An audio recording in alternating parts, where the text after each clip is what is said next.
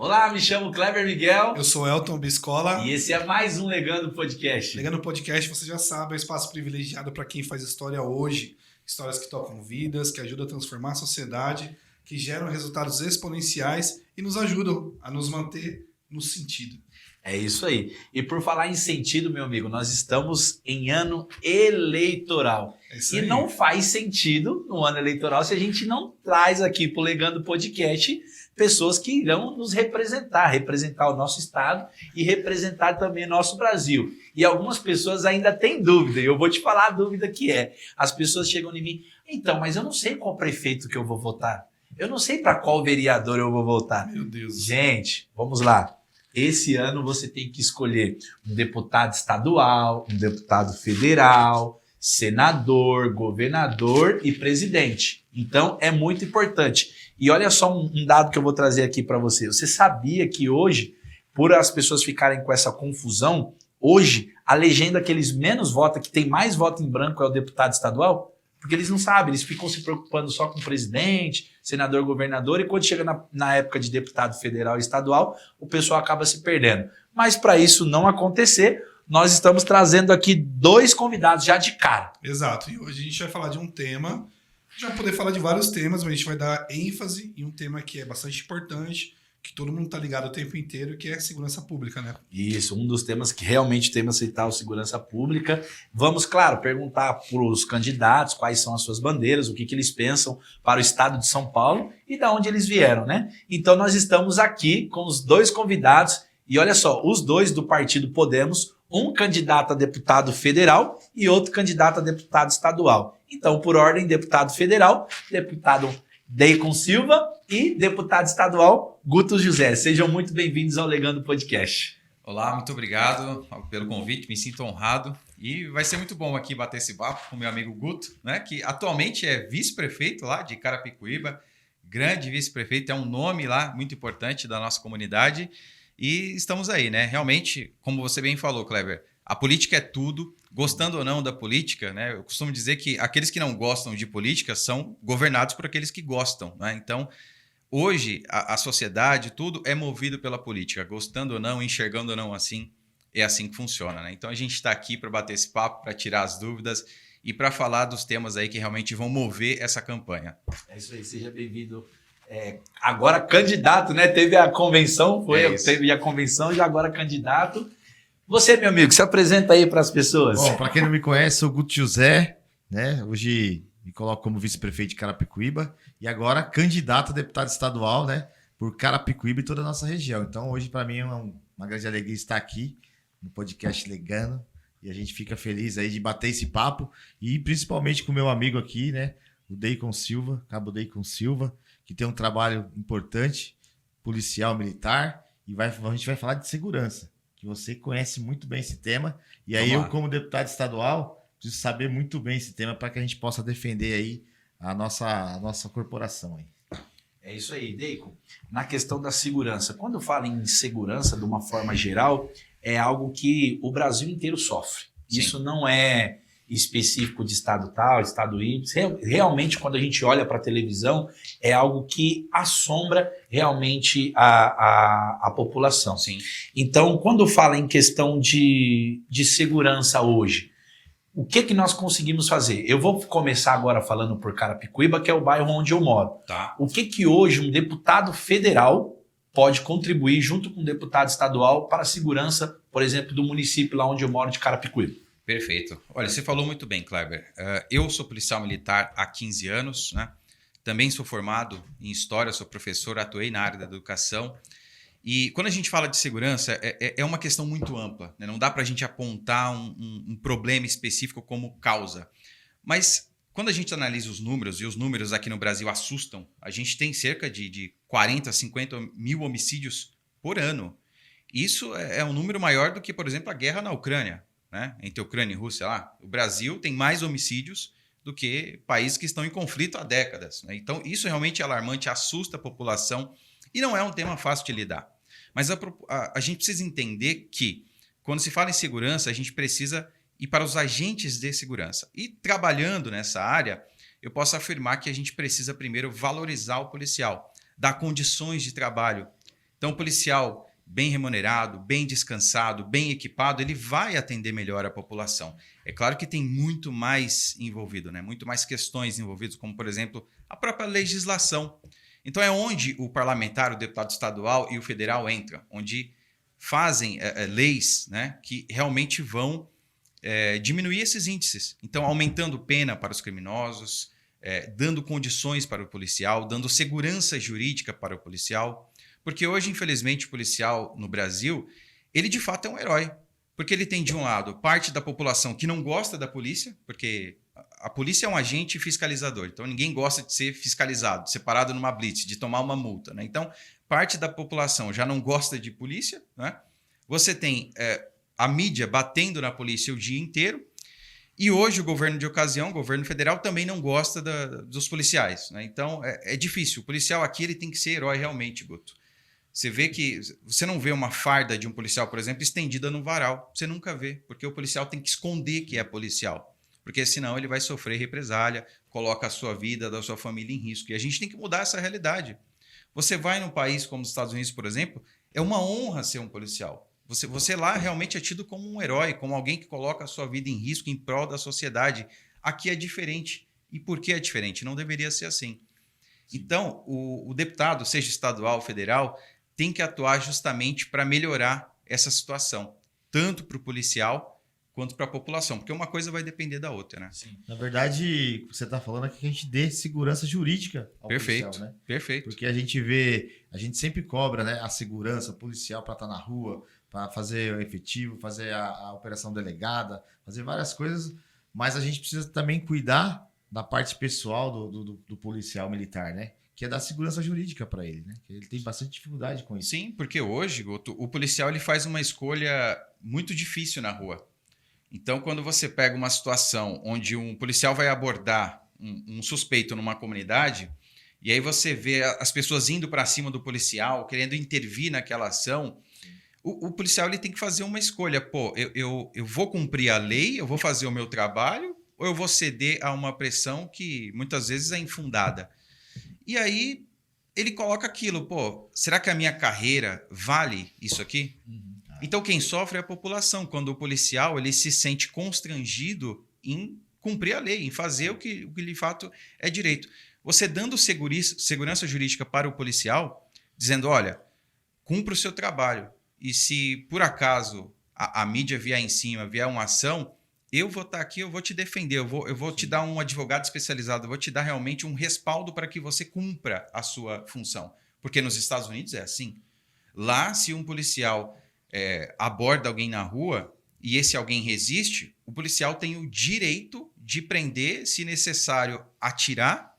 Aqui não. Aqui é completamente diferente, né? Então, a gente precisa primeiro mudar essa situação, né? O policial realmente precisa ser apoiado pela população e pelo Estado. E é aí que o deputado entra, né, Guto? É isso aí. Esse trabalho que a gente pode fazer pelo policial militar é importante. Principalmente aí na questão de fim das escalas, né, de trabalho excessivas. É verdade. Porque assim, o psicológico hoje de um policial militar não é fácil.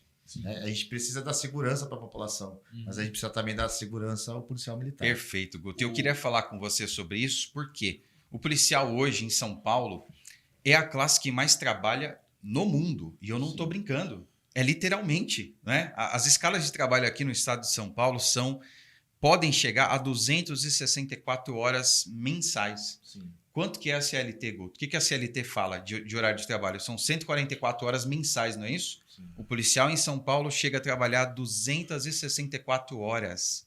É algo análogo à escravidão. Você não acha que isso tem que mudar? Porque o policial é um ser humano igual a todo mundo. Qual é a diferença? Não é? E principalmente os policiais que estão na rua, né? No enfrentamento, né? Você vê que vários policiais que têm esse trabalho de enfrentamento, que estão nas ruas aí lutando pela nossa população, muitos deles são afastados por conta psicológica mesmo, porque é muita pressão, é muita pressão. A jornada por si só, Sim.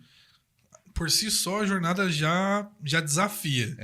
A atividade, a natureza da atividade ainda empilha essa dificuldade toda, né, Kleber? Sim. E eu, como deputado estadual, e o Deico como deputado federal, a gente vai trabalhar muito forte nisso, principalmente no estado. né, com o governador, para tentar mudar essas leis, para realmente dar condições ao nosso policial militar. Esse é o nosso papel como deputado estadual. O Guto chamou a atenção de uma lei que eu ouvi o nome, que é a delegada. Atividade delegada. Atividade delegada. Importantíssimo. Isso, eu gostaria nos que bairros, você... na Isso. periferia, na escola. Isso é importante. Hoje você vê, né, a operação delegada funcionando, né? Perfeito. E muito bem.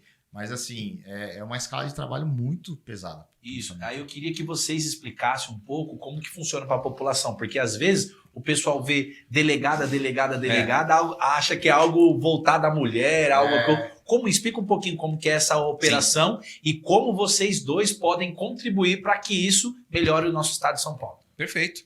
Atividade delegada, para quem não sabe, é um convênio que há entre Estado e município, né? A Polícia Militar é estadual, e os mais diversos municípios que têm seus índices criminais lá em cima, tem ali, de repente, um baixo policiamento, porque a polícia manda o efetivo de acordo com a população, o número de habitantes, né?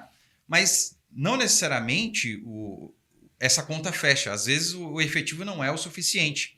E aí há essa operação delegada. Há esse convênio entre o município e o Estado, onde o município paga para o policial que está de folga ou algum outro afastamento trabalhar como policial, fardado, em horário de folga, né, no município. Então, essa é a atividade delegada. Seria um bico, digamos assim, legalizado, que o policial trabalha na folga durante para fazer a segurança ali, de repente, do bairro, né, de uma região de comércios, enfim, para melhorar a vida da população nos municípios.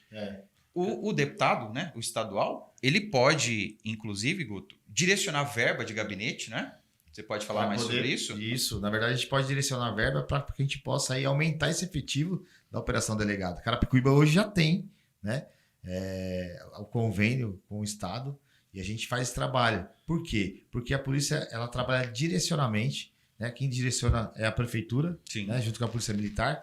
Os pontos mais críticos aí, onde tem um índice maior de criminalidade, para que a gente possa usar essa operação delegada, além do efetivo, né, do batalhão lá do 33, todo o efetivo que está em Carapicuíba e toda a nossa região, a gente tem essa galera aí da operação delegada fazendo esse trabalho efetivo. Vamos atuar hoje nos pancadões, vamos atuar hoje na questão lá de um ponto crítico lá de criminalidade. Então, a prefeitura dá esse direcionamento, esse grupo de policiais que é da operação delegada, que é esse convênio prefeitura e Estado. E isso é muito importante porque, assim, às vezes, qual que é a maior informação que é chegada para a população? Olha, nós não temos recurso para aumentar o número de efetivo, porque a folha salarial fica muito alta. Então, não é barato, não é barato. A né? prefeitura hoje fica caro para a prefeitura essa operação delegada, mas é necessário para Carapicuíba, né? Então, a gente, como deputado estadual, a gente pode mandar o recurso para que seja direcionado e aumentar esse efetivo da operação delegada em Carapicuíba, para que a gente possa aí avançar. Uma pergunta ainda em relação à atividade delegada. Além do convênio com prefeituras, com órgãos governamentais, é possível ter algum tipo de convênio com empresas, com outros tipos de instituição também? Eu acho que aí depende de cada prefeitura, né, Guto? Eu tenho amigos meus que trabalham em cidades do interior que há esse tipo. Então, por exemplo, a região de Jundiaí, Valinhos, Louveira, toda aquela região, né, Vinhedo, eles têm lá um convênio entre as cidades que é chamado de RINEM, né? E aí cada município manda uma verba para esse convênio e essa verba é direcionada para as mais diversas demandas, dentre elas a ampliação da atividade delegada. Entendi. Isso acontece lá, né? Um consórcio que fala, né? Um consórcio para a segurança. Aqui, na região centro-oeste, Carapicuíba, pode-se fazer algo nesse sentido também, por iniciativa do executivo municipal, o prefeito, ou do parlamentar, do deputado. Né? Agora, um ponto interessante que o Guto falou sobre a atividade delegada. Nos municípios, né, especificamente em Carapicuíba. Eu tenho amigos lá, Guto, que moram em Carapicuíba, que são policiais, e Carapicuíba tem pouquíssimas vagas para atividade delegada. Ou seja, não é suficiente para a demanda, porque a cidade de Carapicuíba, se eu não me engano, é a quarta maior densidade demográfica da América Latina. Ou seja, pessoas por quilômetro quadrado, né? Então é muita gente num território pequeno. Então, realmente, a demanda é muito alta. E a prefeitura não tem condições de suprir essa demanda na atividade delegada, de contratar mais policiais. É interessantíssimo, Guto, inclusive, aumentar essas vagas lá para que os policiais que moram lá trabalharem lá. Sim. Né? Essa é a ideia de usar o recurso do deputado estadual, né, através das emendas aí, para que a gente possa aumentar esse efetivo e beneficiar o policial que mora em Carapicuíba também. E a população, porque o policial que mora lá, ele conhece a Sim. cidade, ele E conhece... ajuda melhor, né? Ajuda Exato, muito melhor. né? Uma pergunta, aí eu fiquei, agora o Elton levantou uma bola sobre os empresários, e uma pergunta eu fiquei com dúvida se há essa possibilidade. Sim. Porque assim, o trabalho comunitário, ele é muito importante. Então, vamos falar lá dos amigos, Associação Amigo de Bairro. Uhum. O pessoal juntava uma família, tal, para vamos cada um dar uma mensalidade aqui, vamos comprar cesta básica e tal. Seria possível, não sei, na lei aí, vocês podem me falar melhor, de repente pega, por exemplo, vamos dar um exemplo lá da Carapicuíba, Inocêncio Seráfico. São diversos comércios. Seria possível esses comerciantes, através dessa atividade, eles, entre eles, gerarem recurso para comprar, por exemplo, uma viatura e ajudar nessa atividade delegada para fazer esse monitoramento lá com uma presença maior, uma prioridade? Eles podem fazer isso? Sim, por sim. lei? É possível, inclusive, pela atividade delegada, você especificar aonde o policial vai atuar. Que legal. Então, por exemplo, você pode abrir uma atividade delegada direcionada para os comércios, para os comerciantes. Sim. E aí nada impede que os comerciantes se juntem, façam ali uma vaquinha, né? E direcionem essa verba para a prefeitura para que seja comprada uma viatura, por exemplo. Para os policiais atuarem na atividade delegada. É possível, com Porque a certeza. atividade delegada, esse é o grande lance. Porque a gente vai ver aonde é importante a operação delegada agir. Né? Por exemplo, nos comércios. Hoje está tendo um índice grande aí de assalto dos comerciantes, ali da Inocêncio Seráfico, por exemplo. Uhum. A gente coloca a operação delegada lá, para firmar lá. Então, assim, a gente consegue remanejar esse grupo aí de policiais para que ele nos ajude em alguns pontos específicos da cidade, no comércio, no bairro, na porta da escola, em várias situações. Isso é importante. Isso aí. Isso. Então, isso que é importante ter essa parceria da prefeitura com o governo do estado, a operação delegada. Isso é legal. Mas eu queria fazer uma pergunta para você, Cabo Dei, que é um cara especialista, policial militar, do bombeiro, né? Isso. Bombeiro. Pouca Eu acho gente que- sabe, inclusive, né, Guto? Aqui em São e é uma Paulo... corporação tão importante, né? Exato. O bombeiro, a polícia militar em si, em todos os seus aspectos, mas o bombeiro também Sim. tem uma parte importante aí nele. E a gente queria perguntar para você, eu como deputado estadual e você como federal, o que a gente poderia trazer de benefício aos nossos policiais militares, de todas as especificações, bombeiro, guarda civil, toda essa galera aí. Vamos lá. O que a gente pode fazer para ajudar? Sim. Dentro da lei, né? Com certeza. O que eu tenho falado é que o problema da segurança pública ele é muito amplo. Né? Não dá para a gente apontar um vilão só. Né? Você tem a legislação que é fraca, que, na minha opinião, incentiva o cometimento de crime. Né? Não dá para você dizer que dar 6 anos de cadeia para alguém que furta, que rouba, é uma punição. Né? Então, ao meu ver, o ladrão ele faz ali um cálculo. Pô, será que vale a pena? Ele vai lá e acha que vale e faz. Né? Vai roubar no Japão, nos Estados Unidos. Exato. Então, mas o que a gente pode fazer hoje para melhorar a situação da segurança pública no geral? Você tem que começar da base. Quem que é o operador da segurança pública? Vamos lá. O bandido, quando ele comete um crime, Guto, você acha que ele tem mais medo de um livro que está escrito que ele não pode roubar, ou seja, do Código Penal, ou do policial? Ele tem medo do policial, porque é o policial que vai colocar ele na frente do juiz. Então você tem que melhorar a vida do policial para que a base seja fortalecida e a partir daí a gente tenha uma melhora significativa na segurança. E para você ajudar o policial, você precisa dar condição de trabalho. O que o deputado pode fazer, por exemplo? Hoje, as instalações, os quartéis, que é onde os policiais ficam, né? Como as jornadas de trabalho são excessivas, você tem plantão de 12 horas, plantão de 24 horas, plantão às vezes de 36 horas. Então o policial fica muito no quartel. A vida dele é no quartel, ele come no quartel, ele dorme no quartel, ele faz as necessidades, ele toma banho, tudo no quartel.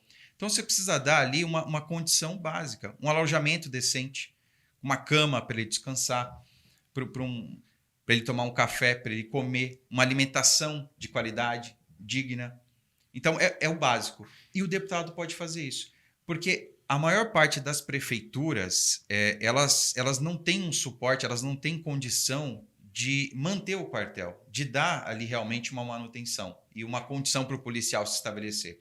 É aí que o deputado pode entrar, através das emendas, direcionar isso para a manutenção do quartel e para dar realmente esse suporte para o policial, né? Então, eu acho que você, como deputado estadual, pode atuar isso e você vai fazer uma grande diferença. Você pode ter certeza, cara.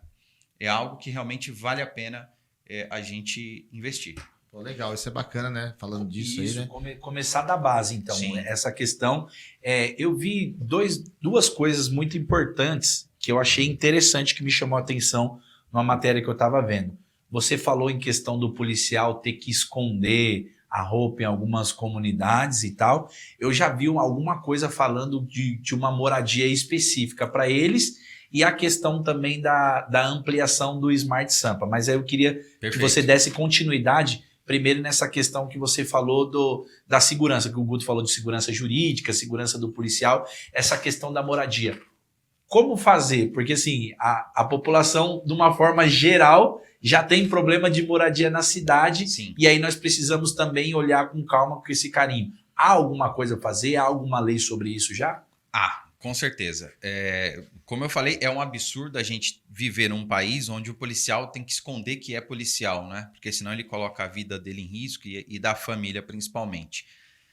Nesse sentido, ao longo dos anos, houve alguns projetos. Atualmente há um projeto chamado Moradia Segura, que visa o quê? Dar a condição que o policial financie um imóvel, né, numa área segura, porque infelizmente os policiais hoje não têm um salário adequado, justo pela condição, pelo risco, né? Então muitos moram em área de risco, em comunidades, né? E infelizmente o policial ele tem que tomar certos cuidados. Ele não pode morar em qualquer lugar. Porque você tem comunidades hoje que são dominadas pelo crime organizado, o que é lamentável, mas é uma realidade, a gente não pode ignorar. Então é interessante que você dê a condição que o policial more num local adequado. E para isso você precisa dar uma condição para ele financiar um imóvel, um apartamento. Então há o projeto Moradia Segura, que tem justamente essa intenção. Entretanto, o Moradia Segura veio um recurso muito limitado, Guto. Então, pouquíssimos policiais, cerca de 100 policiais, né? E aí somando todas as polícias, polícia militar, civil, técnico-científica, bombeiro, pouco mais de 1.000 policiais tiveram acesso a esse programa. Poxa, só da polícia militar nós temos 100 mil homens e mulheres em efetivo exercício. Se você somar polícia civil, técnico-científica e bombeiros, a gente está falando de quase 200 mil policiais. Nossa. Então é muita gente para atender. E a gente precisaria, então, ampliar esse programa. O deputado também pode, através de emenda, através de projeto complementar, promover a expansão desse programa. Você acha que vale a pena a gente investir nisso aí? Com certeza. Eu acho que dá segurança para o policial, dá condições de trabalho para ele, né? Principalmente com a sua família, né? Cuidar dessa questão aí de dar o conforto para ele. Ele vai ter muito mais cabeça, né? Para poder correr atrás aí, fazer um bom trabalho como policial militar. E se for bem feito também, do ponto de vista econômico, cara, são 200 mil aquisições, né?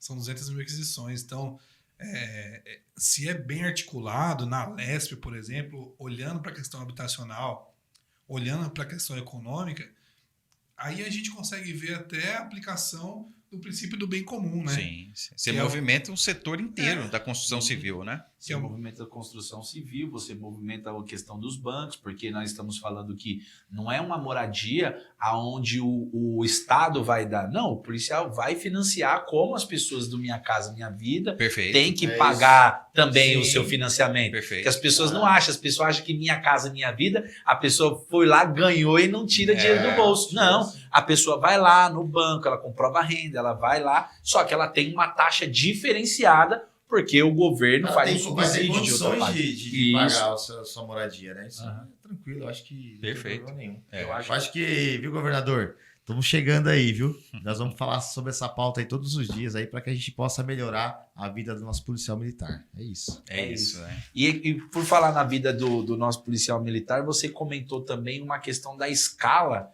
que o policial hoje do Brasil é o policial que mais trabalha no mundo. De São Paulo. De São Paulo? Sim, o policial do estado de São Paulo é o que mais trabalha no planeta Terra.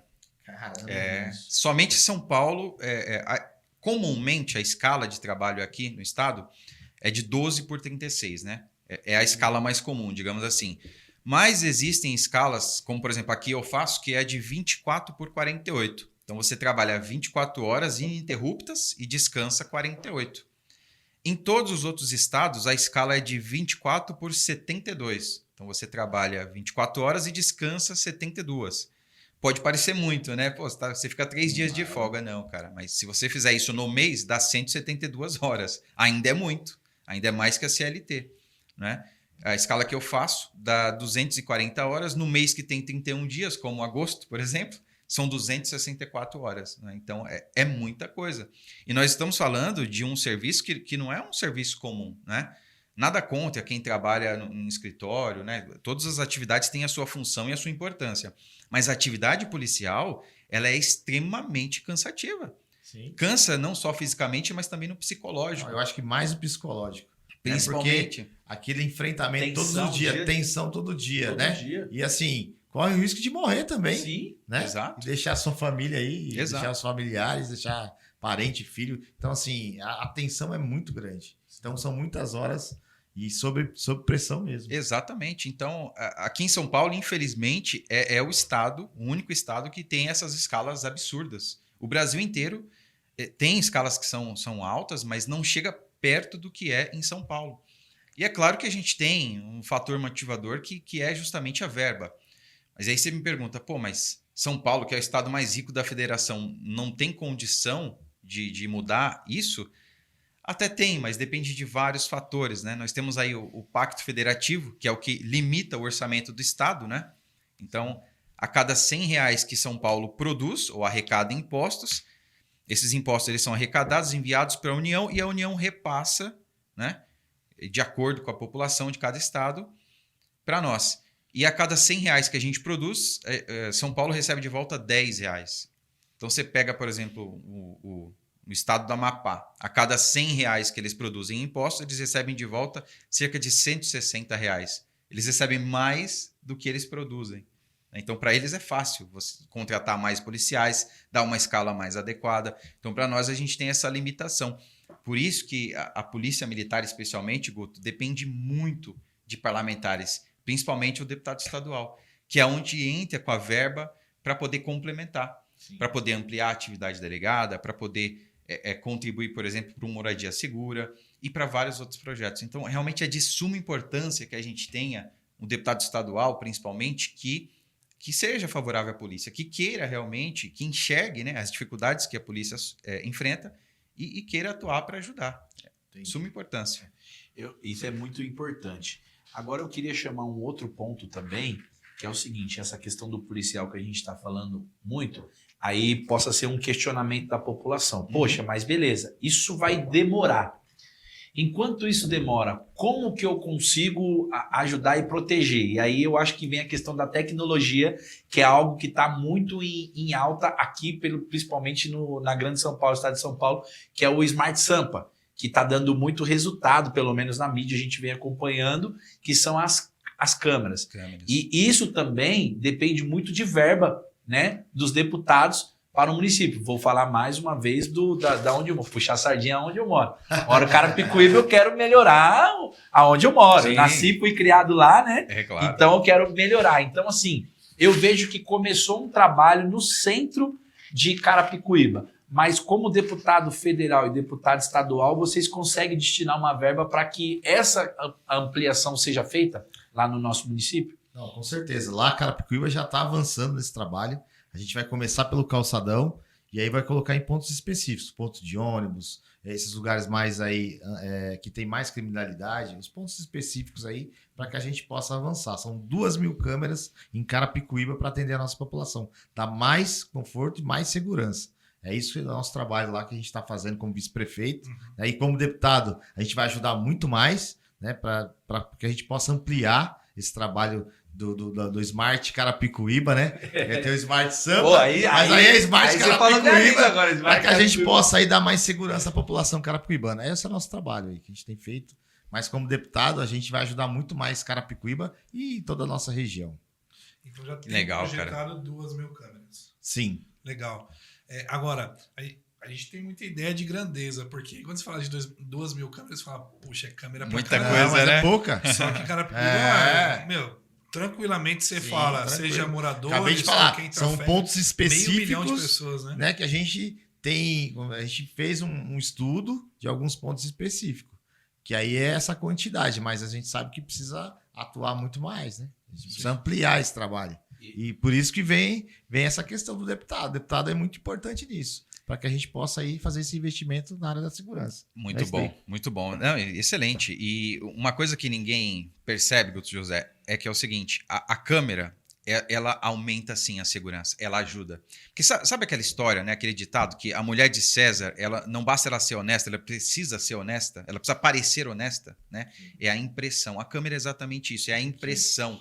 Então, o bandido, quando ele procura alguma coisa de errado para fazer, para roubar, para assaltar, primeiro ele faz aquela conta, né? Se compensa ou não, e ele vê ali os pontos que ele pode se dar mal. Então, por exemplo, ele procura uma casa para roubar, ele evita duas coisas, uma casa que tem câmera e uma casa que tem cachorro. Então, esse é o primeiro ponto, porque ele sabe que isso é um ponto difícil, né? Então, a câmera, ela dá essa sensação de segurança. E isso é muito bom, cara. O teu trabalho lá em Carapicuíba, eu tenho acompanhado, é louvável. Porque tem prefeitura que não gosta de copiar o que é bom. Então, tem gente que olha para São Paulo, que o prefeito Ricardo Nunes fez, o Smart Sampa, algo, cara, invejável, que ele trouxe lá de Nova York, né, dos Estados Unidos, que funcionou lá e está funcionando muito bem em São Paulo, e que você lá, em Carapicuíba não teve milindre, não, vamos copiar o que é bom, vamos fazer, vamos trazer para Carapicuíba também, e tá dando certo, cara. Então, parabéns, olha, sinceramente, é algo que eu converso com as pessoas, eu tenho visto, tem dado resultado e é muito importante, né? Então, é algo que tem que ser ampliado mesmo. E o mais importante é que não é só Carapicuíba, né? Você vê todos os municípios que realmente quer fazer um trabalho importante pela sua população, tem ampliado, né, esse Smart Sampa aí, cada um na sua cidade. E a gente, como deputado estadual, a gente vai continuar, não só Carapicuíba, mas beneficiar toda a nossa região com esse trabalho. Isso é legal. Porque, assim, o que acontece na nossa região é coisa nossa também, né? Porque a nossa cidade está ali. Tá bem no meio. Tá Isso bem que eu ia no falar, meio. por exemplo, Claro. você não. Tem muita gente que fala assim: não, se eu tô bem, o meu vizinho que se lasque. Vamos dizer aqui, você mora aqui, você tá bem, mas seu vizinho não tá bem. Aí eu falo pro cara assim, beleza. Todas Você as tá- cidades importam da nossa região, Sim. né? A Itapevi, Osasco, Barueri, Barueri, Jandira, Jandira, São Potira. Roque. Tudo importa Tudo para nós. importa. Faz parte da nossa região. E assim, a criminalidade ela atua em toda a região. Então, assim, se a gente travar aqui, travar lá, a gente vai dar segurança para toda a nossa região. E esse é o papel do deputado, né? Sim. Para que a gente possa estar olhando para tudo, né? Foi uma Isso. história que eu contei pra um amigo meu. Ele falou, eu quero que se lasque, mano. Eu estando bem, eu quero que se lasque. Eu falei assim, agora eu vou contar uma história pra você rapidinho. Você tá bem. A sua vizinhança tá mal. Só que tá todo mundo vendo que você tá bem. Aí o cara que tá mal, ele vai ver faltando as coisas pra ele. Você acha que ele vai buscar na onde? É verdade. Cara, Exato. eu tive um Você acha que ele vai buscar na onde? É, Tive um exatamente. caso prático disso. Um cara bateu no meu carro, em Carapicuíba mesmo. E aí eu falei, poxa, vai ter que pagar, né, cara? E aí a conversa do cara, não, eu vou fazer um corre aí, vou levantar um dinheiro, eu vou te pagar. Eu falei, você vai fazer o quê? Não, vou fazer um corre. E deu a entender que era alguma atividade criminosa mesmo. Aham. Falei, cara, vamos fazer o seguinte, também não era um... Mesmo que fosse, mas não era um dano tão significativo. Eu falei, cara, vou fazer o seguinte, deixa quieto, deixa isso aí pra lá. Deixa pra lá. E eu contei isso pra uma pessoa. E aí o cara me falou exatamente isso. Cara, eu não quero nem saber que corre que ele vai fazer, ele tem que pagar o meu carro. Falei, certo, mas sabe o que me veio na mente, cara? Que o corre que ele ia fazer, na esquina seguinte, seria o meu pai. Ele ia tomar um celular, ia tomar um carro e poderia dar um tiro no meu pai, no seu pai, em você. Então, assim, de mim, ele não vai ter essa anuência, essa motivação para fazer Verdade. isso. Tudo bem, eu fico com prejuízo. O bem comum é o bem de todos aquilo que todos têm em comum. Perfeito. Né? Então, eu acho que tem essa parte. E como deputados também, né? E por isso que a gente sempre provoca muito. A gente sabe que vocês têm a função, né, de exercer o cargo lá e defender o que tem que defender, mas a gente sempre pensa aqui, sempre fala com o nosso pessoal sobre qual é a responsabilidade também da população. A nossa responsabilidade é votar? É apoiar? Depois é cobrar? Sim, mas o que nós podemos fazer enquanto comunidade para que as coisas melhorem? Perfeito. Sim. E um outro tema importante que é o vizinho tá mal e eu tá bem, começa com a nossa juventude. E aí vocês tocaram num ponto muito importante, que é a questão da segurança jurídica. E um dos temas que está em pauta também sobre a maioridade penal. Sim. Porque se o cara não tá bem, Guto e Deco, automaticamente o filho dele não vai vir no bem. Aí às vezes o cara é até trabalhador, ele tá indo atrás. Só que o filho tá solto na rua, porque ele tem que trabalhar e ele às vezes não consegue colocar. Sim. Aí o filho começa a aprender algumas coisas erradas, aí ele vai lá e pratica um crime. Só que hoje no Brasil, por conta que ele é novo, mas já é um novão marmanjão de 1,90 m, só porque ele tem 15, 16 anos, eles não podem. Eu queria ver o que vocês pensam sobre essa questão da maioridade penal, vocês são a favor ou contra, qual que é a idade, fala Perfeito. um pouquinho pra gente sobre isso. É sobre aquela história que eu falei, né? No Brasil, o criminoso ele faz aquela conta de se compensa ou não. E, infelizmente, na maioria das vezes, acaba compensando para ele. O crime organizado, principalmente hoje, Kleber, ele coopta o jovem, o adolescente, para o mundo do crime. Porque ele sabe justamente que se for preso, vai ficar até os 18 no máximo, né? Vai sofrer ali medidas socioeducativas, né? Que adolescente, criança não pode ser preso. Isso é medida socioeducativa. E não vai dar nada. Depois vai sair com a ficha limpa. Então, o que é isso, ao meu ver? É um incentivo para ele cometer um crime. Uhum. E quem já está nessa onda do crime organizado acaba cooptando esses jovens. Então, diante disso, eu sou favorável à redução da maioridade penal. Já há um projeto aí que visa reduzir para 16, né? Eu sou mais radical, eu acho que tinha que reduzir para 14, mas eu entendo que tem que haver ali um período de transição, né? Um meio termo no momento, para depois a gente avançar para essa etapa. Num primeiro momento, eu acho interessante para 16 anos, Guto, porque realmente, se o crime organizado está cooptando o jovem justamente por conta disso, eu acho que tem que reduzir para 16, né? O que você pensa a respeito? Eu acho que é positivo. Eu acho que você vê hoje jovens aí de 15, 16 anos estão andando de carro importado, alguma coisa está acontecendo, né? Então você vê essa questão que você falou da criminalidade de estar buscando esses jovens que eles sabem, eles conhecem muito bem a lei, né? Sim. Até mais que a gente, viu? Eles conhecem muito eu ia bem. falar isso, Guto. Até Você mais que a falou gente. sobre o que o crime coopta, mas a gente sabe pela realidade, eu trabalhei muitos anos com educação, com evangelização de jovens. Cara, antes do crime fazer o trabalho dele, o jovem já fez essa conta, cara. Já fez na hora. O cara que tá vendo o outro andar de nave no bairro, que nem o Guto tá falando, o cara que ali na adolescência dele já tem uma tendência, uma certa ganância, ele fez essa conta.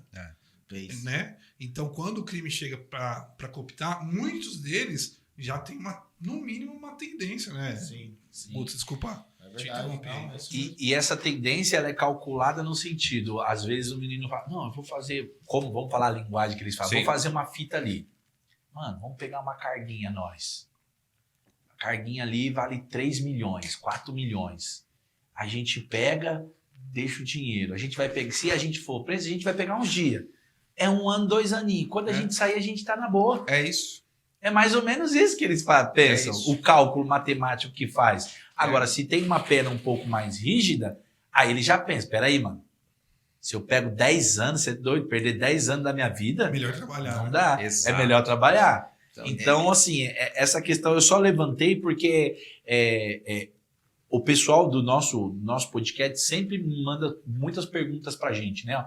Fala sobre isso, fala sobre aquilo. Então, a gente sempre busca também os temas que está falando, que está acontecendo realmente para falar. Então, a questão vem mais na esfera, aí eu acho que vem mais na questão da esfera federal, né? Perfeito. Porque vem de cima para baixo. Porque se um deputado estadual hoje começa a fomentar isso, aí bate lá e o pessoal fala, não, isso daí tem que vir lá de cima primeiro. Tem algumas coisas que consegue fazer de baixo para cima, né, até de ferro, mas nessa coisa é mais sim.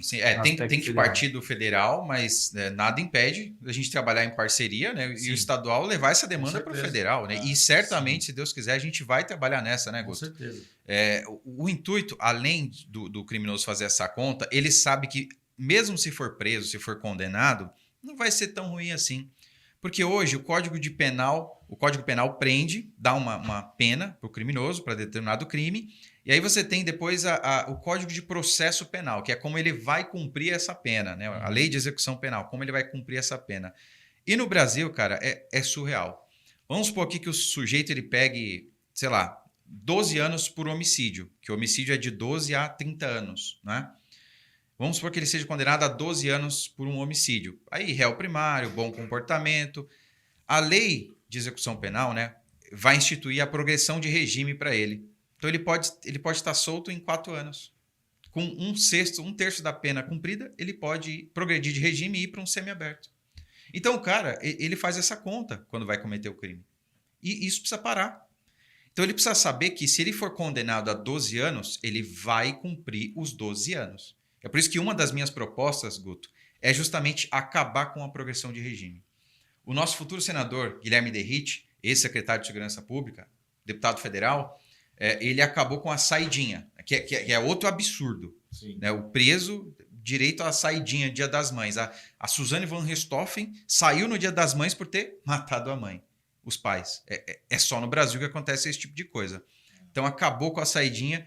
E eu tenho um projeto para acabar com a progressão de regime. O criminoso pegou 12 anos, ele vai cumprir os 12 anos. Ou seja, isso vai fazer ele pensar 10 vezes antes de cometer um crime. O crime precisa não compensar para a gente começar a falar de redução de índices criminais.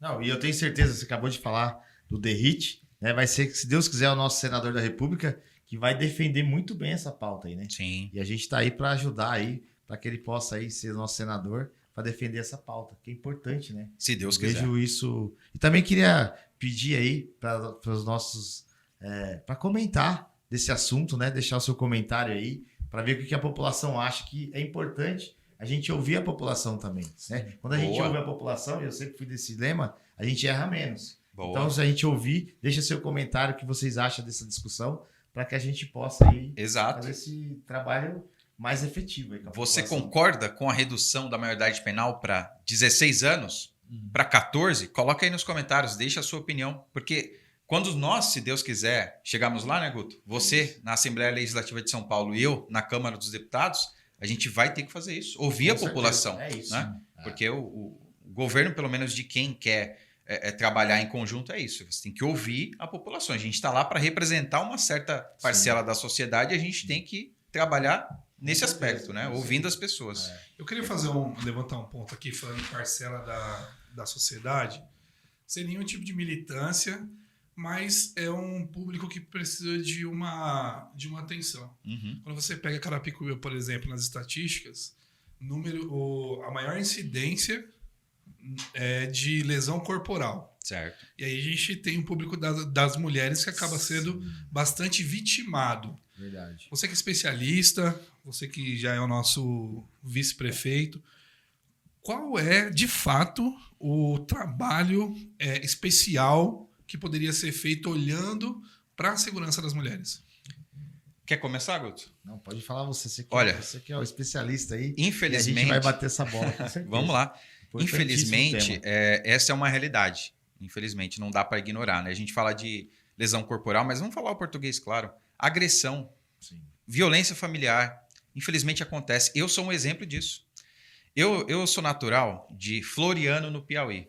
É uma cidadezinha no interior do Piauí, né? E eu nasci num vilarejo que não tem energia elétrica até hoje, cara. Nasci numa cidade bem pobrezinha, bem longe. E eu nasci lá, mas assim que eu nasci, poucos dias depois, a minha mãe pegou com a roupa do corpo e me trouxe para São Paulo. Então, ela fugiu do meu pai, que era um alcoólatra e batia nela, grávida de mim, inclusive. Ela só estava esperando eu nascer mesmo e veio para cá. Então, minha mãe sofria violência doméstica, apanhava do meu pai.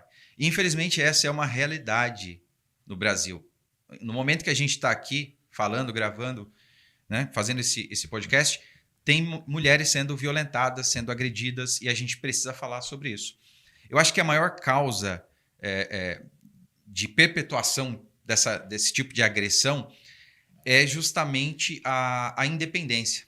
A mulher, infelizmente, muitas, né, estão na condição de dependentes dos maridos, né, ou dos seus companheiros. Então, às vezes, por não enxergar uma outra opção, uma saída, ela acaba se sujeitando a isso. Porque se ela não tem renda, ela não tem emprego, ela depende do marido para sustentar ela e o filho, muitas vezes, os filhos, o que ela pensa? Qual é a conta que ela faz? Bom, é melhor eu estar aqui e aguentar as agressões, mas pelo menos o meu filho ter o que comer, do que eu passar fome na rua com ele. Sim. Então, muitas vezes, a mulher ela faz essa conta. Eu sei que é difícil ouvir isso, mas é a realidade, e ela acaba se sujeitando a isso. Então, na minha opinião, Guto, eu acho que a gente pode promover a independência financeira da mulher. Criar projetos específicos para que ela possa, se essa for a decisão, a escolha dela, sair, né, de repente, um ambiente hostil, um ambiente de agressão. Então, que a gente pode promover o empreendedorismo, né? O nosso futuro presidente Flávio Bolsonaro, se Deus quiser, tem um projeto nesse sentido, né? A presidente do partido, Renata Abreu, também fala muito sobre isso. E eu acho que é o principal defende ponto. muito bem essa questão aí das mulheres, né? Sim. Tem vários projetos importantes em relação às mulheres, né? Da nossa deputada federal Renata Abreu, que é a nossa presidente nacional do Podemos, né? Então, a gente vê esse trabalho muito efetivo, né, em relação às mulheres aí, que ela defende muito essa pauta aí. Vocês falaram de uma parte importante, que é dar um subsídio para a mulher em questão dela empreender. Perfeito.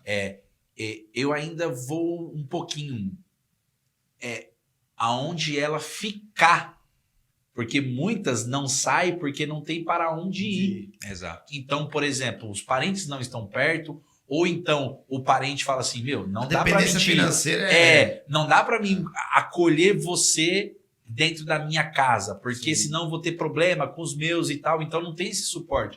Eu acho que na mesma linha do programa da moradia segura para o policial, eu sugeriria, né, a vocês aí, pensar numa coisa, aonde eu coloco essa mulher por um período, não sei se é uma bolsa aluguel, um tempo até ela se estabilizar, até ela se profissionalizar, nós colocarmos ela no mercado de trabalho e a partir daí, com o próprio sustento dela, ela alugar uma própria casa, aí o Estado já sai de cena, porque ela já está bem estabilizada e já está no mercado. Existe a possibilidade, tem algum projeto nessa linha? Aluguel social. Tipo um aluguel social para esse público, entendeu? Perfeito. Porque é o seguinte, o problema é que ela não tem para onde ir. Não é nem que ela não sabe fazer alguma coisa. Ela pode trabalhar, só que o trabalho ainda não dá para pagar o aluguel, essas coisas. Então, se ela tem um auxílio aluguel, por exemplo, por 12 meses, olha, nós vamos dar um auxílio aluguel para você por 12 meses, nesses 12 meses você vai juntar dinheiro, você vai ir e aí você vai se estabilizar. Estabilizou, arrumou um bom emprego, aí agora sim você vai, aí agora a partir daí é com você. É um excelente ponto e eu vou além. Você tem que dar todas as condições para essa mulher sair da condição de agressão, né? Então, Sim. por exemplo, ela tem um filho, é o que muitas vezes impede ela de buscar um sustento, um trabalho. Então, Sim. ela não tem com quem deixar o filho. Então, é um projeto que englobe realmente tudo, Sim. inclusive uma vaga garantida em creche em tempo isso. integral. Porque se Sim. ela vai para Ou até uma creche 24 horas, depende do serviço que ela for arrumar. Perfeito. Ela Porque vai, de se ela- repente, só arrumou um serviço à noite. É isso. Vai ter lá uma creche para... Ela tem que ter essa segurança. Você falou, Perfeito. que você falou creche 24 horas, eu vou aqui compartilhar, ver se dá mais uma ideia.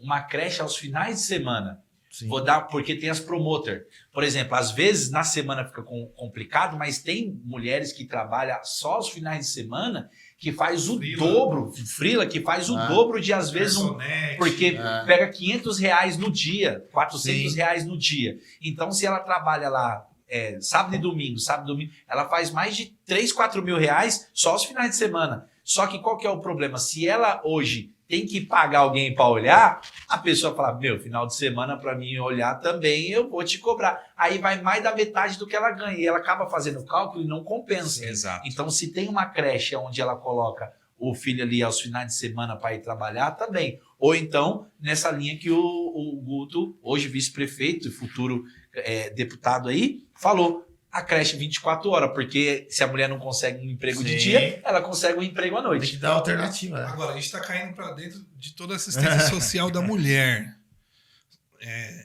Olhando para a segurança, tem esse cara aí. Né? Porque assim, beleza, tiramos a mulher dali, tem todo esse amparato e tal. Esse cara vai continuar sendo um cara violento, sim ou não? O agressor, exato. Vai Agressor, continuar. Não vai deixar de ser, exatamente. A mulher vai escapar dele, a gente vai ajudar, vai tirar ela da situação, mas o cara vai continuar sendo um agressor que eventualmente vai se relacionar com outra mulher pessoa. e vai, né? Então, nessa linha a gente tem que, A linha da punição. exatamente, falar É. pra ele que não compensa. É que é o seguinte, se a gente teve que tirar ela dele, é porque já foi constatado que teve lesão corporal, que teve agressão já. E por que esse cara ainda não foi preso e punido? Exato. Por quê? Porque ele sabe que é o seguinte, se ele colocar uma pressão e ela falar, não vai dar em nada. Ou então ele pega lá 6 mesinhos, 1 ano e daqui a pouco tá na rua se relacionando com o outro e batendo.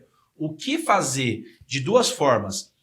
A forma do lado humano também, que é ver se há algum problema psicológico, se há algum problema de infância, trauma de infância, trabalhar no aspecto da pessoa humana também, que é muito importante, psicanálise, psiquiatra, psicologia, fazer um trabalho também mental com esse cara e a parte da punição. Por quê? Porque se a punição vem junto e fala assim, olha, eu vou te punir, mas eu vou fazer um trabalho com você para que você não precise agredir outra pessoa. Eu acho que esse trabalho em conjunto é muito importante ser feito. Eu acho que pode haver sim essa parte de psicológica, né? Um auxílio médico, digamos assim, porque eventualmente pode ter alguém que precise, que esse seja o problema, né? Mas eu sou mais radical. Eu sou, inclusive, favorável à criação de um cadastro nacional de agressores, onde você vai colocar ele nessa lista, né? E a mulher, ao se relacionar com alguém, ao conhecer alguém, ela já vai ter acesso a esse cadastro e saber se a pessoa está lá. Porque quando você vai conhecer alguém, você não pesquisa a vida da pessoa, você não olha a rede social. Quando Você vai não alugar uma casa, né? Você puxa Você pesquisa tudo, cara. antecedentes. Você vai comprar um carro, você não vê os antigos donos? Sim. O histórico, você não faz um laudo cautelar? Então, por Sim. que para você se relacionar, onde você vai, de repente, uma mulher que já tem um filho, buscar uma pessoa para colocar dentro de casa, na companhia do seu filho, da sua filha, você não pode ter acesso aos antecedentes dele? Sim. Então, eu acho que a mulher tem esse direito. Eu acho que é necessário, né? Se lá atrás houvesse esse histórico, talvez a minha mãe não teria casado com meu pai e sido vítima de agressão durante anos, inclusive quando estava grávida de mim. Então, eu sou favorável a esse cadastro. Você pode criar ele com ciclos, né? Então, olha, se você se envolveu com uma ocorrência de agressão, você vai ficar nesse cadastro por 5 anos. Depois de 5 anos, se você não fizer nada, você sai. Se você cometer de novo, bom, aí você fica por 20 anos. Então, eu acho que é mais uma medida para dificultar, né, a ter esse tipo de coisa, de agressão. Porque o sujeito ele vai pensar 2 vezes, né? Sim. Se eu agredir aqui minha mulher, eu vou parar no cadastro e todo mundo vai saber que eu sou um agressor. E aí vai ficar difícil até para eu arrumar uma namorada. Então, ele vai pensar 10 vezes antes de agredir a companheira dele. Legal. Eu acho que é uma medida efetiva. Nós fizemos um estudo aqui nas redes sociais de ambos, né? E agora vai ser um pouquinho direcionado para o lado do Guto, Vamos lá. porque é o seguinte, a gente sabe que você tem essa pauta realmente da segurança. Sim. Da segurança.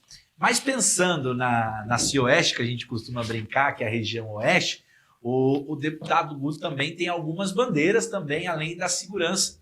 E eu queria só que ele desse uma explanada, rapidamente, um tema sobre cada uma delas, para que a população conheça também o trabalho dele de uma forma geral. Por exemplo, na questão da área da saúde, Guto.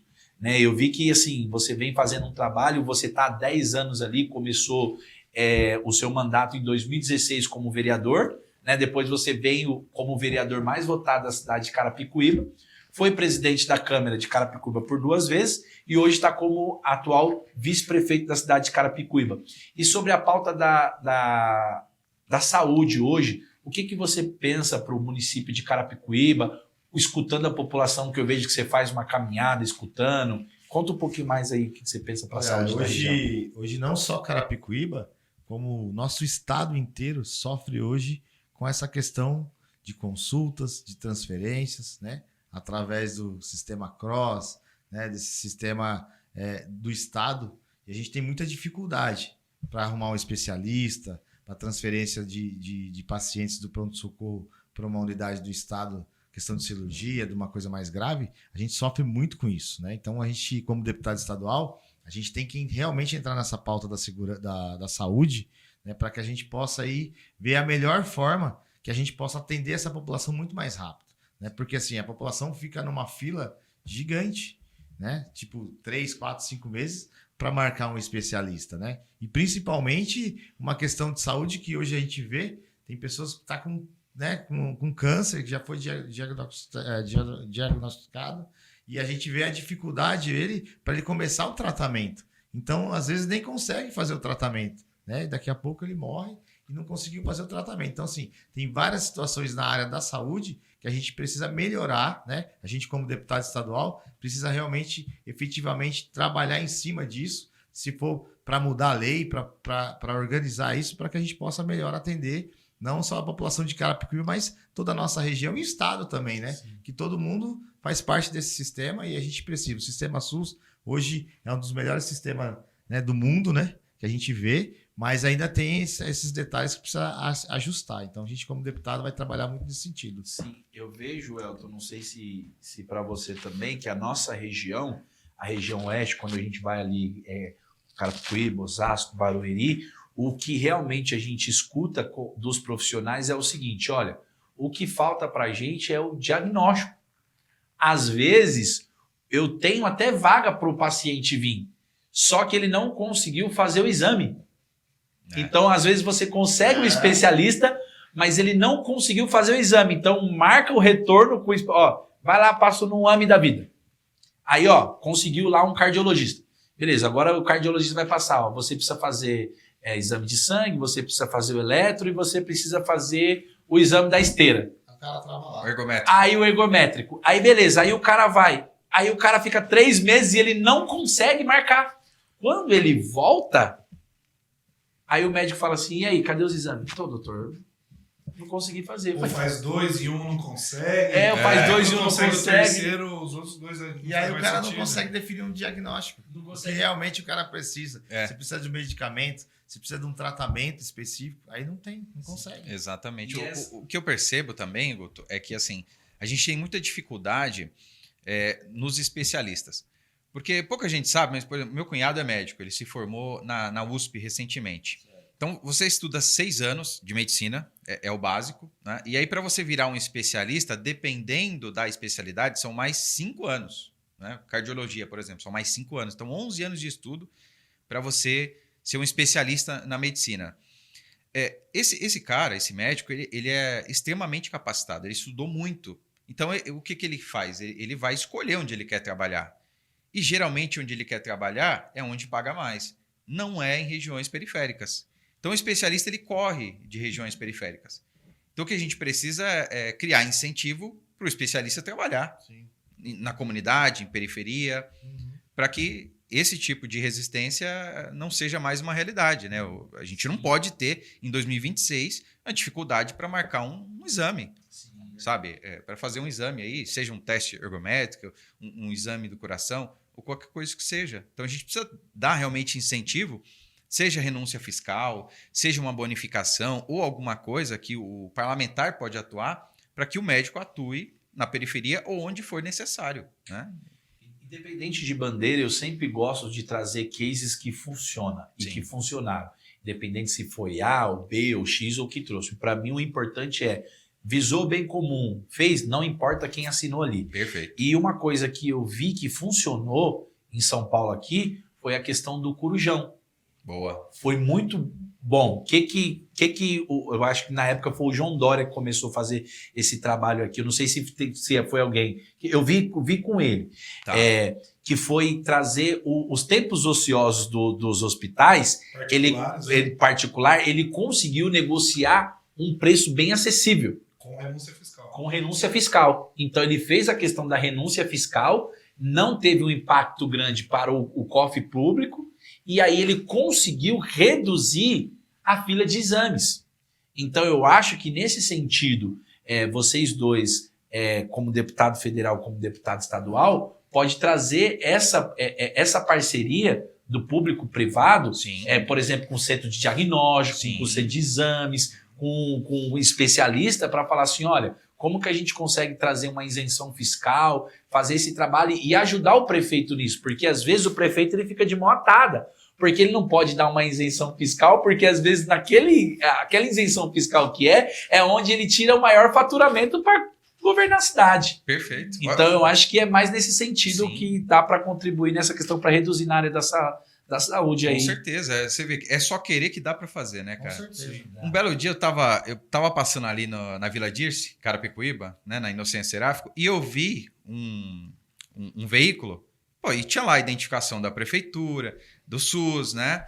E é um programa, eu quero que você fale mais sobre isso, que a prefeitura faz, né, de Carapicuíba. Então manda ali uma equipe médica e faz um atendimento ao público na rua mesmo, cara. Na rua. Eu achei muito bacana. É a prefeitura do seu bairro, não é? Eu acho. Fala mais sobre esse projeto aí, Guto. Eu achei interessantíssimo, No cara. bairro, você tá falando ou não? Eu acho que foi, porque tinha ali um veículo, né, uma van, tinha médico, tinha enfermeiro, e eles estavam ali colhendo amostras, fazendo exames, atendendo o povo na rua. Normalmente a gente faz trabalho de prefeitura no seu bairro, que a gente leva vários atendimentos, né? Cada mês aí num bairro diferente, para que a população se sinta mais perto da prefeitura, né? Que ela possa desenrolar muitas coisas que eles deixam de ir na prefeitura, a gente consegue acessar ali mais perto do bairro para poder atender. Isso aí Às vezes a pessoa legal. não vai no médico porque não quer, porque sabe que é lotado e não quer ficar horas lá, né? Mas tá mal, tá com dor. Sim. E de repente você tá lá no calçadão da cidade e tem lá um negócio da prefeitura fazendo atendimento. Cara, eu achei sensacional. É bem bacana esse Muito trabalho. bom. Eu vi um que foi feito no bairro onde eu morei, no Jardim Gopiúva, teve um, Parque Jandaia também Sim. teve um. E aí eu vi Semana aí teve no Ariston também. teve na Ariston também, né? A gente faz esse trabalho importante, não só esse, como o programa da família também, né? Muito O bom médico também. vai na casa, aqueles idosos que não podem chegar Se até o locomover, posto, né? se locomover até lá. Então, sim, tem alguns trabalhos que às vezes acabam não sendo divulgados, Divulgado. mas a prefeitura está muito atenta. E que é nisso. importante, né? Muito importante. A gente hoje, pô, enquanto você é jovem, você não pensa, né? Você consegue andar, consegue se locomover, não Sim. tem nenhum problema, mas e o idoso? E aquele cara que é cadeirante, Sim. entende? Então, a gente como deputado, inclusive, Guto, você principalmente, o estadual, ele pode direcionar verba para ampliar programas como esse, por Sim. exemplo, né? Não, e o Estado tem vários programas, né? Importante. Muito. É só buscar, é Sim. só realmente trazer para os municípios. Na linha do diagnóstico, uma coisa que eu não vi do Estado, porque quando a gente fala de consulta, o AMI é uma referência, né? Acho que o AMI é um caso de ampliação. No caso do Estado, por exemplo, eu não me lembro de ter visto centros de diagnóstico. Eu sei que algumas cidades têm, inclusive são referências, são grandes centros de diagnóstico. Você tem várias coisas lá, você tem ultrassom, ressonância magnética, um raio-x, as questões mais laboratoriais. Uhum. E aí eu acho que são duas grandes conquistas, assim, ou referências, melhor dizendo, né? Como a gente estava falando, sempre o diagnóstico junto com as especialidades. Acho que um ponto para deixar também é dar uma estudada nessa questão de centros de diagnóstico. Acho que cabe bem em grandes centros, e essa parceria que o Kleber falou, né, do público-privado, em lugares mais estratégicos onde, de repente, não tem oportunidade, onde nem justifica colocar um grande centro de diagnóstico, sempre tem um laboratório nas cidades, sempre tem alguma clínica que tem condições de atender, né, em parceria ali com o público, com esse incentivo que o Kleber já falou bem, né? Na verdade, quando Excelente. você fala de centro de referência, desde quando eu era vereador, a gente sempre está em cima aí, tentando buscar o apoio para que a gente possa montar um centro de referência da mulher, que eu acho que é importantíssimo, que lá vai ter ultrassom, vai ter tomografia, que a gente possa realmente cuidar da mulher no seu ponto assim principal, né? Os diagnósticos, a questão do câncer de mama. Então, assim, eu acho que a gente tinha que ter um lugar específico para que a gente pudesse atender a nossa mulher carapicuibana. Então, isso aí é um trabalho que a gente tem assim, em mente como deputado para que a gente possa mandar recursos para fazer esse investimento que é tão importante. A mulher é a pra primeira a se Cuidado, preocupar, né? O homem é um pouquinho mais relaxado, ele demora É, demais e é. tal. Já é mais tranquilo. E, já é né? mais, e a mulher ela se preocupa Com mais certeza. nesse sentido. É. Então, eu acho que vai muito importante. E a gente está chegando já, indo pros finalmente Nice. aqui, mas tem 2 temas ainda que eu vi, Guto, sobre a bandeira, que são a bandeira da causa animal e do desenvolvimento socioeconômico lá que você está pensando para a região. Essa questão da causa animal é uma questão que eu já vi em alguns lugares que via muito que tinha aquelas vacinas nas praças, que parou, castrar, e aí o pessoal às vezes quer levar um animal para fazer uma doação. Qual que é o seu trabalho? Eu vi que você fez um movimento na prefeitura como vice-prefeito sobre isso. Fala um pouquinho mais sobre a causa animal. Não, que a você gente fez. a gente faz aí esse trabalho de castração, né? Uma vez por mês, através da prefeitura. É um trabalho importantíssimo. Mas o que a gente vê hoje, a maior preocupação e a maior demanda hoje é para levar o seu animal aí para o veterinário, essa questão toda. Então, assim, a gente tem um sonho, né? E aí todo sonho, a gente tem que sonhar e tentar realizar ele. Eu acho que como deputado, e a gente vai conseguir fazer esse trabalho, que é criar aí o hospital veterinário gratuito, né, para a população de Carapicuíba. Eu acho que é importante esse trabalho. É um custo muito alto, né, para manter esse hospital veterinário, mas a gente tem que buscar parceria. A gente não pode deixar de não buscar. A gente tem que buscar. Eu acho que é importante hoje. Hoje o animal faz parte da família, né? Então Sim. A gente vê dificuldades aí, famílias que têm o seu cachorrinho, seu gato, seu animal, que tem dificuldade de levar ele até um veterinário, de cuidar ele de uma forma da saúde dele, né? Então a gente vê muita dificuldade nesse sentido, porque o custo é muito alto, né? Então Entendi. a gente precisa pensar nesse trabalho. Esse trabalho é importante. É um com trabalho certeza. que a gente pensa todos os dias Com aí, certeza. de fazer essa bandeira é importante. É uma demanda que cresceu bastante, né? Sim, O pessoal está cuidando, quer um bichinho de estimação. Eu, por exemplo, lá no meu condomínio, são 5 casas.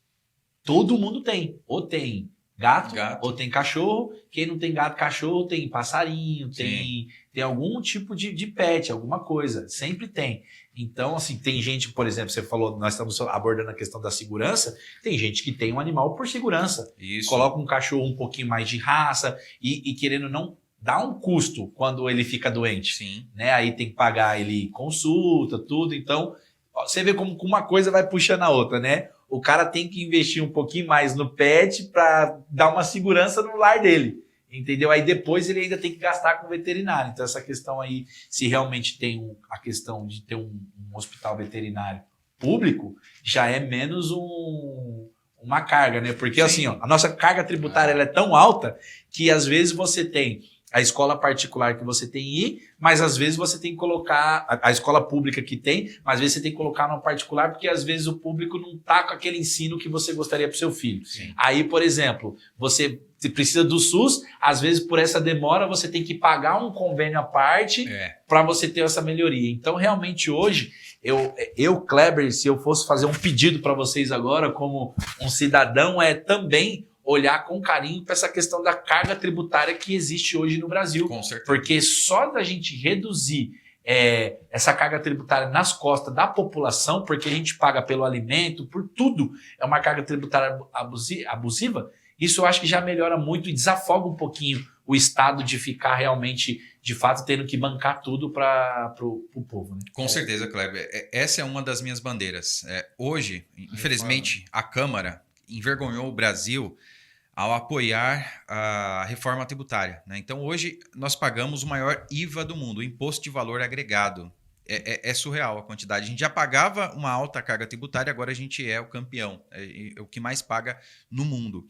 Então, se hoje a população não tem dinheiro para levar o seu pet no veterinário, é justamente por conta disso, né? Porque está pagando mais caro em tudo. Você vai no supermercado com 200, 300 reais hoje, você não enche metade do carrinho e não sobra dinheiro para nada, quanto mais para levar o seu pet no veterinário.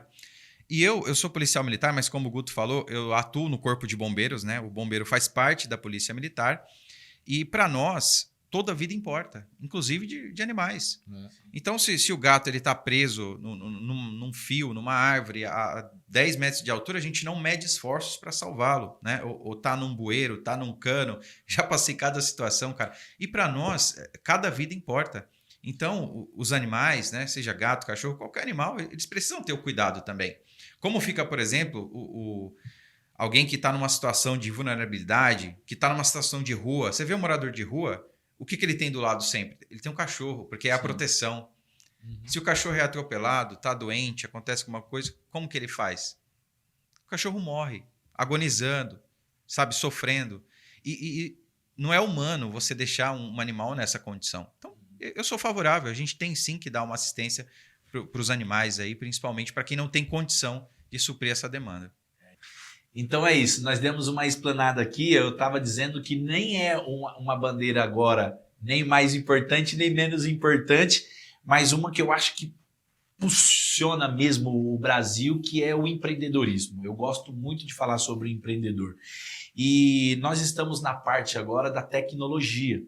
E tem muitas hoje profissões que estão sendo substituídas e existe a falta de incentivo também para as novas profissões. E está difícil o Brasil inteiro, escasso mão de obra.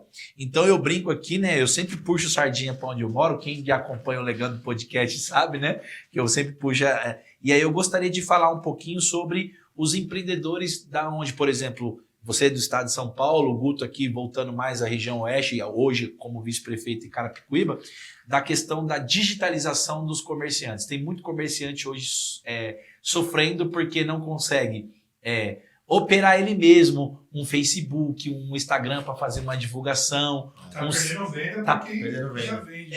Não sabe fazer um sistema de CRM ali para quando o cliente vir chamar, ele colocar o dado desse cliente, porque às vezes ele não quis comprar naquela hora, mas depois ele pode fazer um trabalho. Olha, aquele dia você não quis comprar, nós estamos com uma promoção, você quer comprar, você quer vir agora. Então, essa questão de profissionalização, como que você enxerga, Guto, essa questão de digitalização do empreendedorismo e formar essa mão de obra, principalmente com a juventude? A gente vê essa preocupação hoje, que a gente não trabalhou na formação de jovens, né? A gente precisa trabalhar nisso. Hoje não tem mão de obra, não é Carapicuíba, região, é o Brasil inteiro.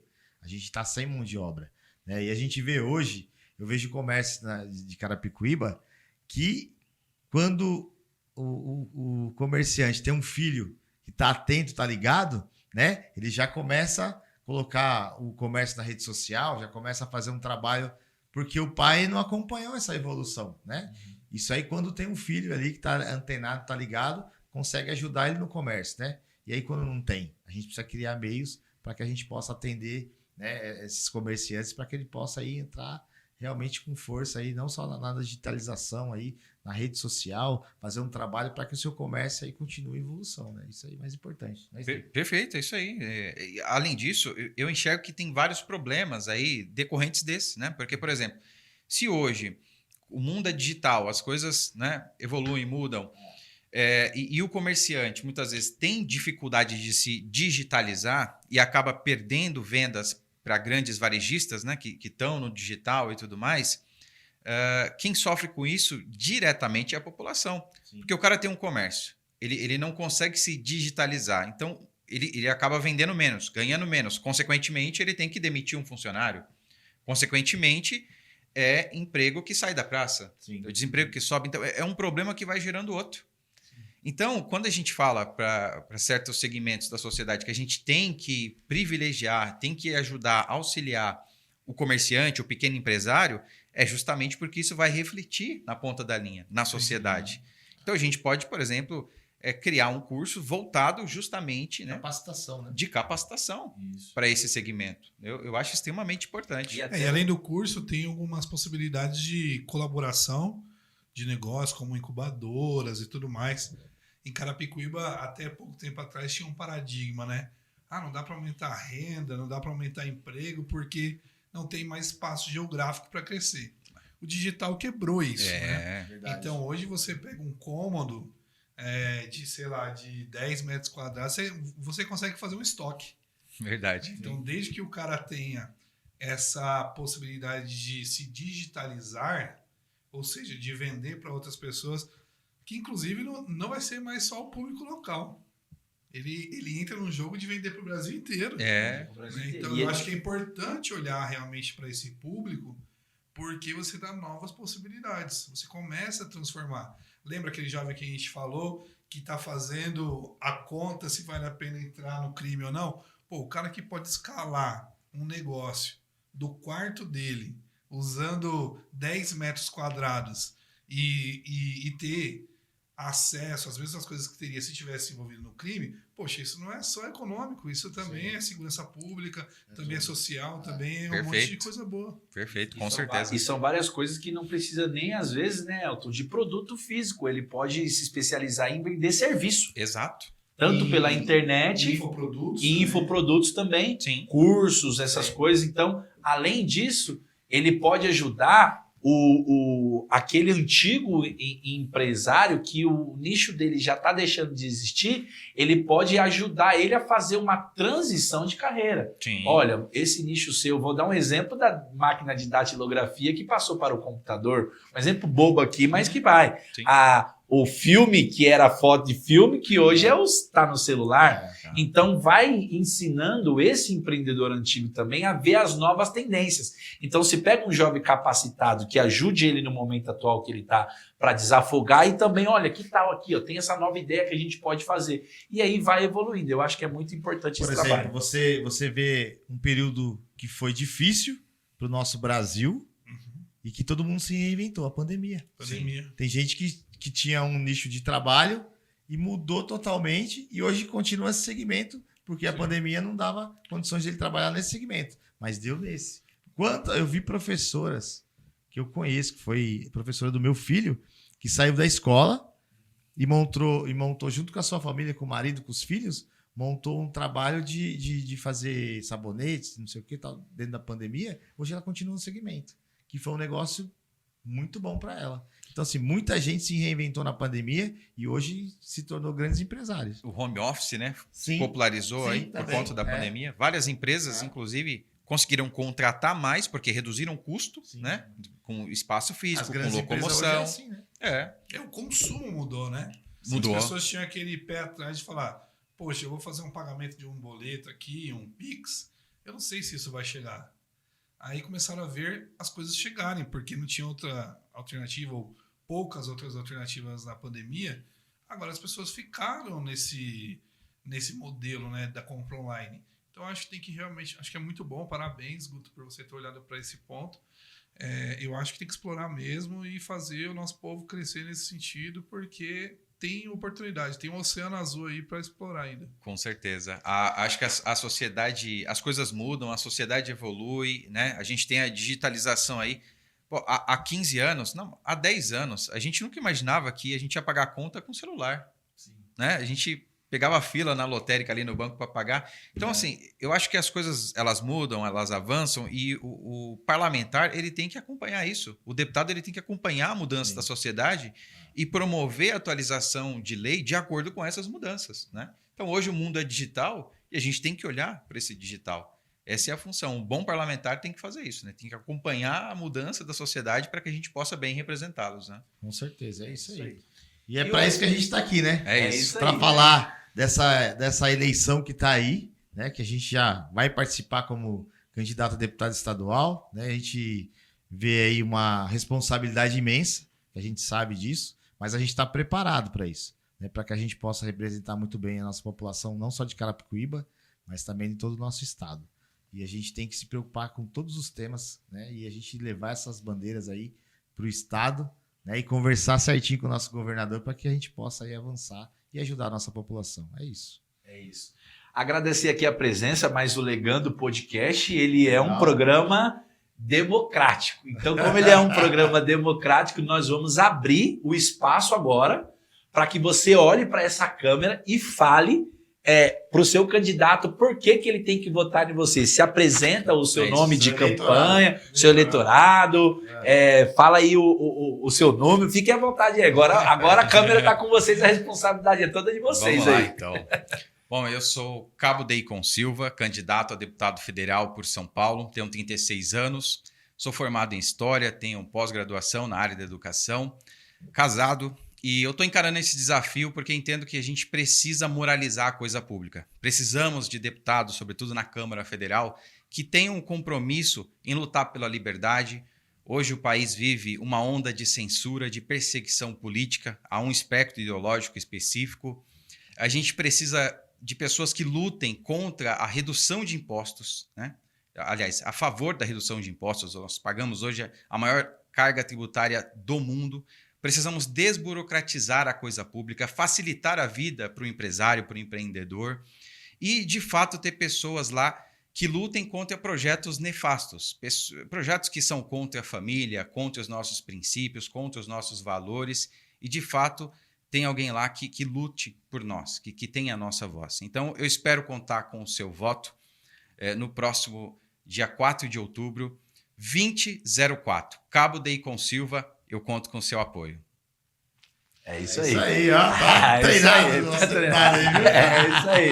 Agora a responsabilidade é sua, Guto José. Fala com o seu eleitor e peça o voto dele. É isso aí. Eu acho que o trabalho que a gente fez um trabalho em Carapicuíba de transformação, né? Desde quando a gente assumiu lá Carapicuíba como vereador mais votado, 2 vezes presidente da Câmara e hoje como vice-prefeito, a responsabilidade maior, mas a gente tem entregado todos os dias à nossa população obras importantes na área da educação, da saúde, né, da infraestrutura, que a gente transformou a cidade e hoje a gente quer contar com o apoio da nossa população, né? Hoje, como deputado estadual, a gente vai continuar trazendo recursos para Carapicuíba. E eu sinto muito orgulho hoje de ser vice-prefeito, né, ter toda essa história, essa trajetória política em Carapicuíba como filho da cidade, né? Nasci no Santa Clara em 75. Então, hoje eu sou o único político da cidade carapicuibano. Então, quero contar com a população de Carapicuíba, de toda a nossa região, né? Como deputado estadual. E o meu número é facinho. Vote 20620, Guto José, o seu deputado estadual. É isso, senhores.